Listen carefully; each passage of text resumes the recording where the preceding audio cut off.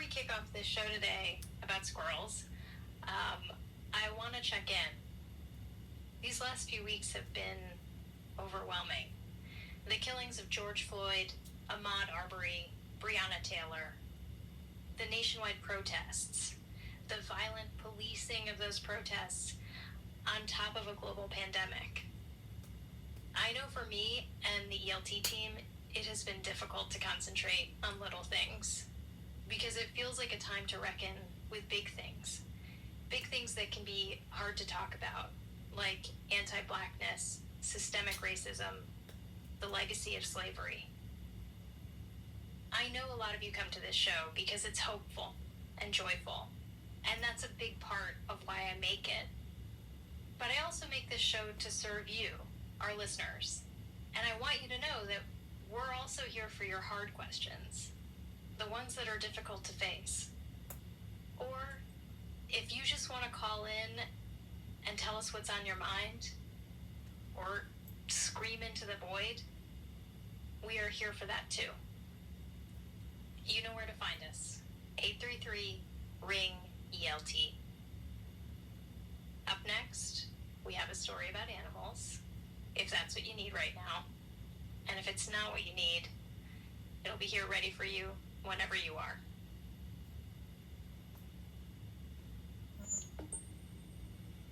You have reached the Every Little Thing helpline. Please stash your question away after the beep.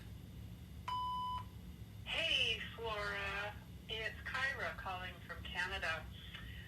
I'm sitting here looking out the window and I'm watching the squirrels grab the peanuts out of the feeder that I've left them.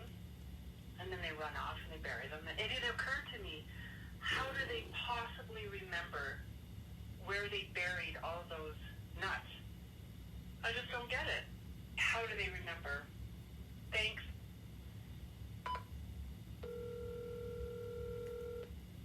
Hello. Hi, Kyra. It's Flora from ELT. Hi, Flora? You said in your message that you have squirrel feeders. Yes. I thought those were called bird feeders. No, it's not. It's a squirrel feeder. Because it's down closer to the ground. I don't even make them work for it. I just like to sit and watch them try and pull the little peanut out of the coil. Gosh, you must be their favorite person on the block. Right? We all gotta eat.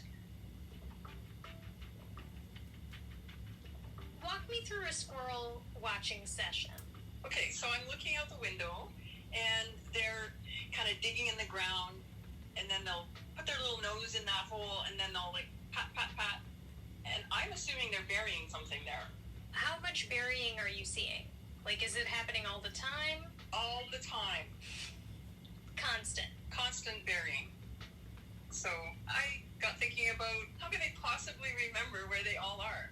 Because I don't see them with a little pen and paper and a little map, right? I don't know how they do it. Do you know? Well, we found someone who knows. Oh, hi, Kyra. I want you to meet fellow squirrel nut and biologist Michael Delgado. She has dashed just the right expertise to answer your question. Really what my research was about is how and where squirrels would store food and how do they get it back. So we do know. Oh, we know. Yeah. Oh, I'm excited. This answer is going to get unburied. Excellent. Because it was driving me nuts. Perfect. I'm doing a chef's kiss right now. So Michael says cracking the nut retrieval problem is even tougher for squirrels than you might imagine. Ooh. And that's because a single squirrel can bury 10,000 nuts every fall. No way. And then they move them around all year long. See, they are busy little things. That's all they do is bury nuts. This is basically all they're doing all day is moving nuts around. That's it. You know, it's kind of like people check their investments, right? I mean, some people do it. That's not my jam, but yeah, so they're managing their caches, moving them around. I'm going to put that nut in a different location and then go back to that location and actually move it somewhere else. This is their job. They're putting their nuts in savings so they can feast on their stash year round. Okay, so I kind of knew that, but how do they find them? How do they keep tabs on these nuts? Right? So Michael looked into this with the help of some on-campus residents. So just outside my office was a whole, group of about 25 squirrels that we used for multiple studies. Michael was doing her research at UC Berkeley, where the squirrels on campus are fox squirrels, and she got to know her collaborators pretty well. They all had a file with their name and their pictures, so we knew who was who. I swear some of them recognized me. They would climb on my bicycle when I was leaving. Did she name them or just number them? She definitely named some of them. This one, Squirrel Flame, she was one of my favorite subjects.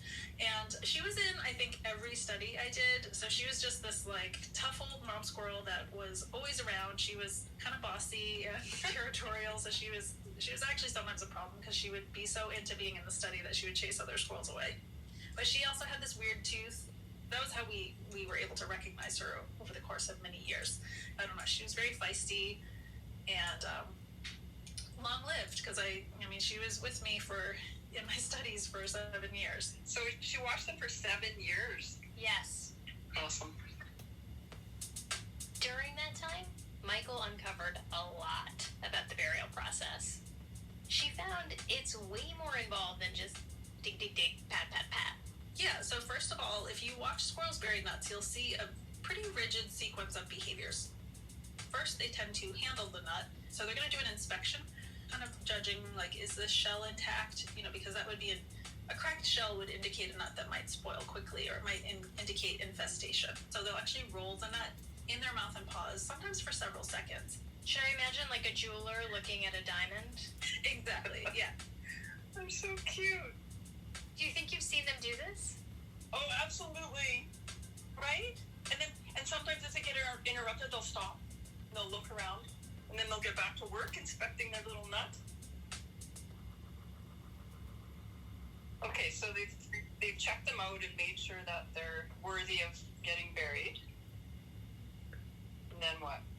Do they have their own territory that they can bury in, or do they share it with other squirrels, or? Yeah, so they do have territories. They are overlapping with other squirrels, and in terms of size of territory, the longest distance that a squirrel went to bury a walnut in one of my studies was about 130 meters. That's 400 feet. 400 feet, about the length of a soccer field. Pretty big for a little squirrel. Yeah. So once they have a nut that passes muster, they have to decide where to bury it. Okay. And that means shopping around for a burial plot. Well, what are they looking for? It's a decision tree, and there are a bunch of different factors. One seems to be organizational. In her studies, Michael found they bury like with like. Walnuts with walnuts, acorns with acorns. So it's kind of like organizing your pantry. You put your spices in one place, you put your nut butters in another, you've got your baking items in one place, right? We tend to organize things by type. No mixed nuts for them. Oh, okay. There's a technical word for this. It's called chunking.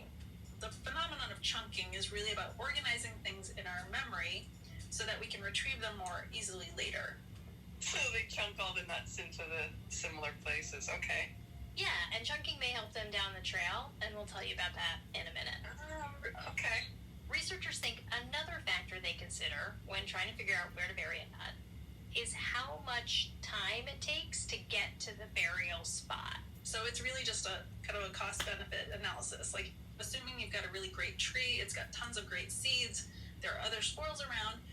If you go too far away and spend too much time burying that one nut, well, in the meantime, all the other squirrels are also foraging from that same tree. Then that squirrel misses an opportunity to scoop up all the best nuts. Right. But the problem with burying a nut too close to that tree is nut security. Okay. Squirrels are skilled at stealing from one another. There is a lot of theft, but it's reciprocal. So, all of the squirrels are stealing from each other. If they find someone else's stash, that's it. It's gone. Yeah, but squirrels have developed some clever anti-theft mechanisms. Like what? They'll bury things deeper or farther away. But this is the cutest one.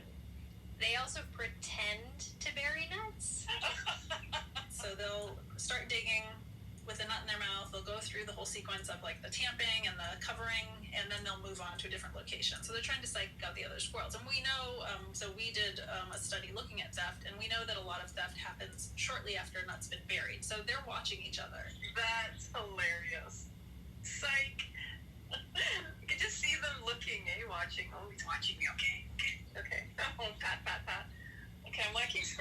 and more. So, once a squirrel has found the perfect spot, close to the best seed tree, but not too close, buried deep enough to stave off pirates, but not too deep that they lose valuable harvest time, the squirrel buries the nut. And then they do that over and over and over again, thousands of times. Wow.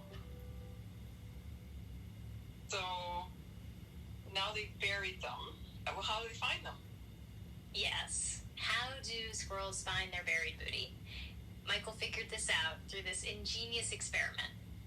She gave the squirrels on campus nuts, but not any nuts. Wait, do you have a theory? I do. She put a little GPS in them. Very similar. The answer was to implant pit tags or microchips. They're just like what's in your pet into hazelnuts. That's so smart. Because then she can see how many they can find. Yes, so she would observe them, watch them bury the nut, and then she'd go back with her microchip reader to see if that nut ever got retrieved, even like months later. That is so cool. And here's what she found. Only 10% of the nuts she tracked were left behind. Wow. That means 90% were accounted for, either by the squirrel who buried them or by other squirrels who stole them. Wow. Okay, that's impressive.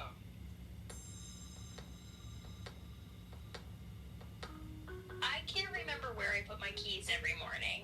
So, how do squirrels remember where they have buried thousands of nuts months earlier? We're going to find out after the break.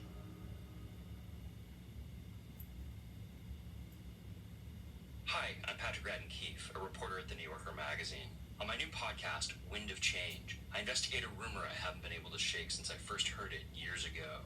It came from someone inside the CIA, and the story was that the agency had written one of the best-selling rock songs of all time, a song that changed the world.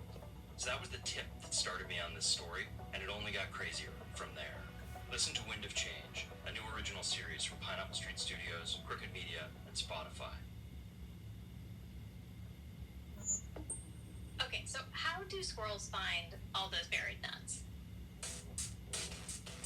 Do you have any theories? I maybe they smell them. Smell is a piece of the puzzle, It's definitely important. I don't want to downplay the importance of smell. but the nose doesn't know where to begin looking. So once you're in the general area, you can fine-tune your search through smell. But they need a place to start, you know? Yeah, like a little sign. Woohoo! Buried here. That's kind of what they do. Oh, They're using visual cues in the environment, at least to get them in the general area. So, like trees, benches, just like landmarks that like we would use, right? So when you're trying to get somewhere, maybe you have a McDonald's that you know you turn right at. So they've been shown to use landmarks, and Michael has a theory that they also use chunking. That by storing all of one kind of nut in one place, it's easier to remember where to find them. right. So they do have a map then, somewhat of a map with a, like the tree, this tree, turn left, and then 300 feet. Tiny, tiny paces. Little cases, yeah. So I asked about this, like, what do we know of how squirrels are representing this information in their mind? If over the course of a year they bury 10,000, like how many nut locations do you think they have in their mind at any given time? That's a great question. I feel like a lot of squirrels live in the moment, and so I have no idea. So there's no estimate of like, okay, they probably are keeping 100 nuts in their mind at a time. We really have no way to crack into that little skull and get them to tell us exactly what they're thinking about. No, that's the issue, isn't it? We can't really ask them. So we don't know exactly how squirrels keep their nuts in mind, but we know their system works. And even when they leave one of their investments in the ground, they're kind of just making another investment. Those forgotten nuts, some of them are going to become trees. So that's really the other part of the squirrel's job. It's not just to bury nuts so they can eat them later. They're planting. They're planting their future generation's food. Cool. See, I love them more than I did when I started. Thank you. I haven't named any of mine. Maybe I'll watch more closely. and see who the bullies are and who the bosses are. And because I have a little gray one who's pretty fat. I think I would call him Chunky. I think that's perfect. That's a perfect name. Yeah, and I might do a little map myself while I'm watching there, and I'll tape it to the window.